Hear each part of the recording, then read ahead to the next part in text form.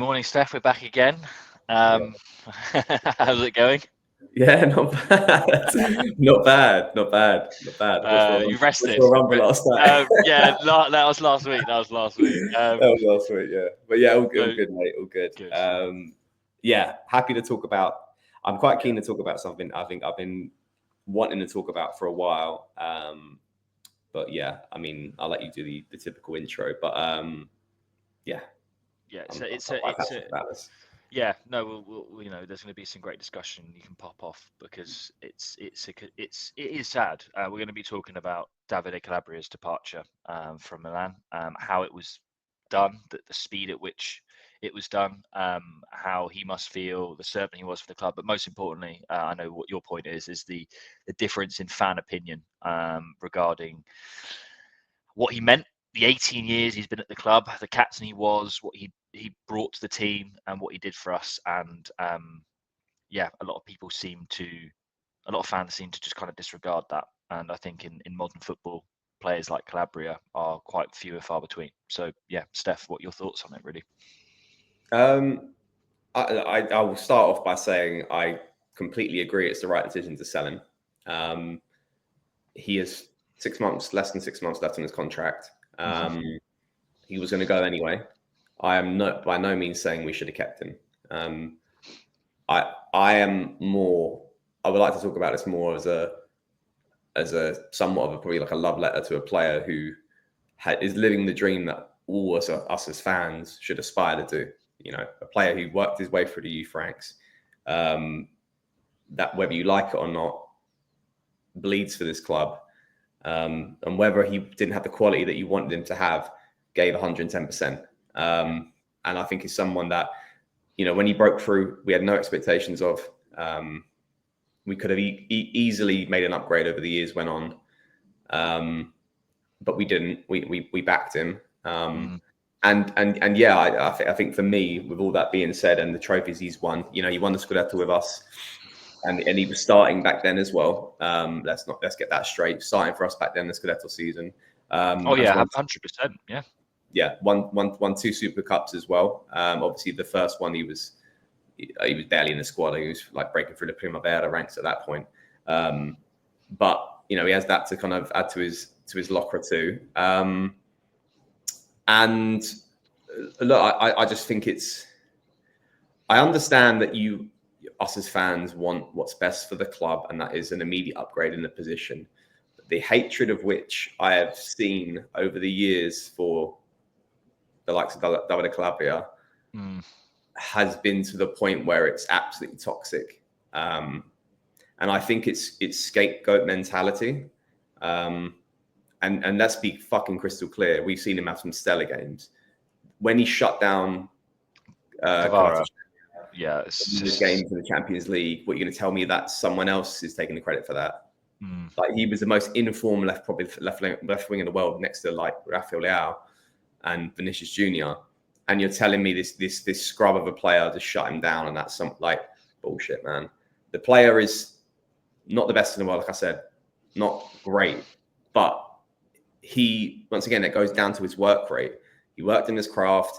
And yeah, he's at a point in time, this makes sense for him to be shifted. But like, we can't sit here and say like he did nothing for us, or like, but yeah, he spent 18 years at the club, you know, 18 years. And that's the thing, the hatred of which he gets.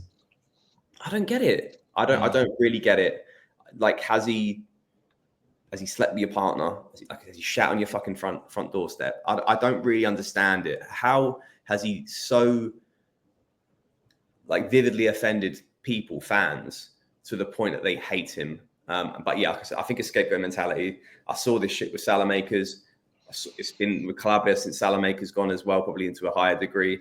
And it'll probably be another player next. It might be Benacer next. It might be, like, I don't hate Yunus Musa. Like, me and you don't like Yunus Musa as a player. We don't hate him. No, yeah? I actually think he's a nice person. He comes across really well. And the difference is, when he has a good game, which I think he did against Parma, I'll fucking give him credit for it. You never see that with the hatred that Calabria got as a player. You'll never see what he got as a player, and there's the subset of fans would always just be waiting to go and critique him when he had a bad game. and they weren't always bad games. And let's be fucking brutally honest on this now. There were some it good makes games. so little sense as well why they attack, or certain people attack a player that genuinely he is Rossonero. Like that makes, he's one who will actually probably, when he does do bad things and the club isn't happy, he'll probably be the one thinking about it, losing sleep over it. The other players won't. Teo Hernandez doesn't care. Yeah. As much as I love Teo, he doesn't care. Yeah. Like, he just doesn't, So which is a good segue onto the captaincy bit as well, which I think infuriated a lot of fans. He was given the captain's armband after Romagnoli left. And that is naturally the way it happens. The longest serving player gets the armband, especially if they're a Primavera player. And whether you think he commanded it or not, it's the usual rank of getting captaincy. It was bestowed on him, he didn't demand it or request it. It was bestowed on him because that's how captaincy works at a club like Milan. Because have a look at the history, guys. The players and the icons that we've brought from this squad have come from the Primavera, your Maldinis, etc. Like because they resemble the shirt. And he's not a fucking Maldini or all the other icons that we brought in the past. But at the end of the day, is what that resembles to a club like Milan, which, if you look at the heritage and you compare that shit to Inter, has always been an Italian first club. Yeah. And I think people hate him for that as well. It's like he's been given all this luck, apparently. Like, here's the armband, and you're playing for Milan, you're not getting replaced. And he got paid all right. He didn't get paid a lot of salary. I think he gets paid like 2.5 mil a season. Yeah. Like, it's an honest salary, which I think that's why they couldn't get him on a renewal. And there's still this kind of like this putrid hatred of the player that I really wish him good luck. And I think that's what we should be doing as fans. I saw this video of him, leaving Milanello, or wherever it was, in his car, crying because it's all kind of hitting home at that point. And that's the human side. I think we should all be trying to remember here. That this, like you, imagine you, any player, any person I'm talking to right now. You at your job right now, you've been at your job for nearly 20 years, yeah? And you see a colleague that's also been at your job for nearly 20 years gone. Would you not be upset for him?